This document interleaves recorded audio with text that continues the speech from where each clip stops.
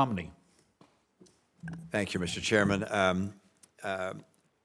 China apparently believes that America is in decline, that our social networks are frayed, that our industrial base is not as strong as it once was, that actually there are attitudes of isolationism in the U.S. and unwillingness to work with allies and to support allies.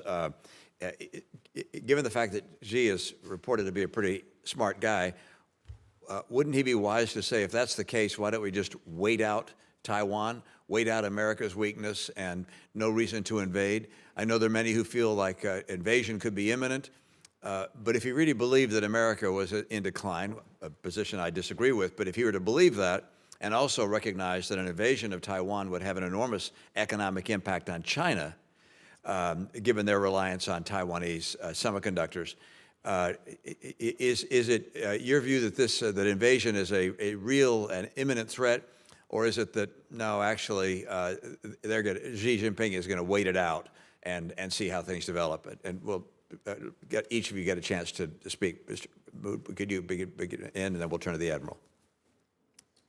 Yes, Senator. Thank you for the question. Well, I'm not good at reading anyone's mind, and Xi Jinping is not transparent to me. But I do think that what we need to do, the best way to restore predictability and stability, and in fact to get the topic of a Chinese invasion of Taiwan off the sort of international conversation agenda, is for there to be a margin of military superiority sufficient so that it is evident to people in Beijing as well as elsewhere that it's simply not possible for China to successfully attack. And those are not preparations for invasion of the mainland by us. These are defensive preparations. Yeah.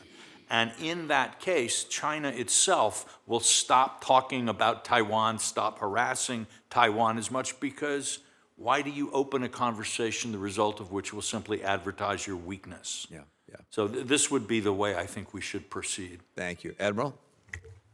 Senator, I think on the one hand, if you look at it, demographically, the PRC is upside down in terms of youth and age and the like. So that could argue that sooner rather than later regarding an invasion. But on the other hand, I think that Xi Jinping is no fool. He seeks stability in the international order so that he has time to shape that international order even more to his favor. So that would argue against the likelihood of an immediate attack on Taiwan. You know, I'm reminded, because of my former jobs, of the Davidson window. Phil Davidson was the four-star that relieved me at Indo-Pacific when I retired, and he famously said, or the Davidson window famously ascribes to him 2027 as the time frame by which China could and will invade Taiwan. I've never put a time certain on that. Minahan, General Minahan, who's the Air Force four-star, he said 2025. Well, that's next year. And Davidson window is 2027. I always said that the 2030s was the decade of danger. So I think we're moving in that direction, and we could move to the point that Xi Jinping will balance all the pluses and minuses and could decide, because of the reasons that you articulated and because of the demographic upside-down status of his people, that might be the time to attack Taiwan. So we have time, I believe, Senator, to right that issue by supporting Taiwan and doing the other things I talked about in response to Senator Coons' questions. Thank you. Let me ask, should or are Japan and South Korea thinking about becoming nuclear nations? They're next door to people, North Korea and China, that have nuclear weapons. They look at us as being their source of nuclear protection. But are they thinking about becoming nuclear, or should they be? And you know, Mr. Meade and Admiral? Yeah, so I'll start with that, Yeah. Senator. There are clearly elements inside South Korea and inside Japan that are advocating for their own independent nuclear deterrent. Those voices so far have not been the predominant voices in either country, which is a good thing. There are some in Korea that are advocating for the return of U.S. tactical nuclear weapons, which we removed in the 1990s.